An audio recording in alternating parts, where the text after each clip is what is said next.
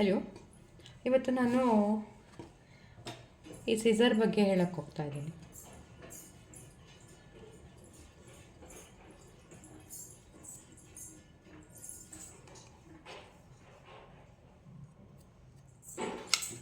ನೋಡಿ ಫ್ರೆಂಡ್ಸ್, ಇದು ಯಾವ ರೀತಿ ಥ್ರೆಡ್ಡು ರಿಮೂವ್ ಆಗುತ್ತೆ ಅಂತ. ಹೌದಲ್ವಾ?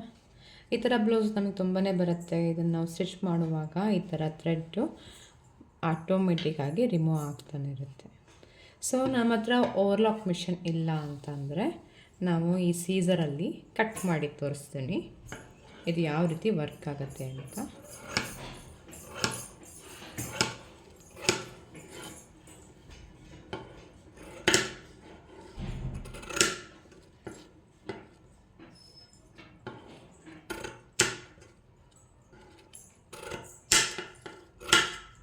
ನಮ್ಮ ಹತ್ರ ಓವರ್ಲಾಕ್ ಮಿಷನ್ ಇಲ್ಲ ಅಂದರೆ ಸೊ ನೋಡಿ ಫ್ರೆಂಡ್ಸ್,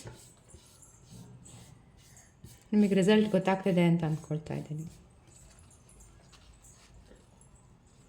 ಯಾವುದೇ ಕಾರಣಕ್ಕೂ ಥ್ರೆಡ್ ಅನ್ನೋದು ರಿಮೂವ್ ಆಗೋದಿಲ್ಲ. ಗೊತ್ತಾಗ್ತಾ ಇದೆ ಅಲ್ಲ? ಸೊ ಓವರ್ಲಾಕ್ ಥರನೇ ಇದು ವರ್ಕ್ ಆಗುತ್ತೆ. ಈ ಸೀಸರಿಗೆ ನಾವು ಜಿಗ್ಜಾಗ್ ಸೀಸರ್ ಅಂತ ಕರಿತೀವಿ. ಈ ವಿಡಿಯೋ ಇಷ್ಟ ಆದರೆ ಲೈಕ್ ಮಾಡಿ. ಹಾಗೆ ಈ ಸೈಡು ನೋಡಿ ಫ್ರೆಂಡ್ಸ್, ಎಷ್ಟು ಥ್ರೆಡ್ಡು ಈ ಥರ ರಿಮೂವ್ ಆಗ್ತಾ ಇರುತ್ತೆ ಅಲ್ವಾ? ನೋಡಿ, ಈ ಸೈಡು ಸಹ ಕಟ್ ಮಾಡಿ ತೋರಿಸ್ತೀನಿ.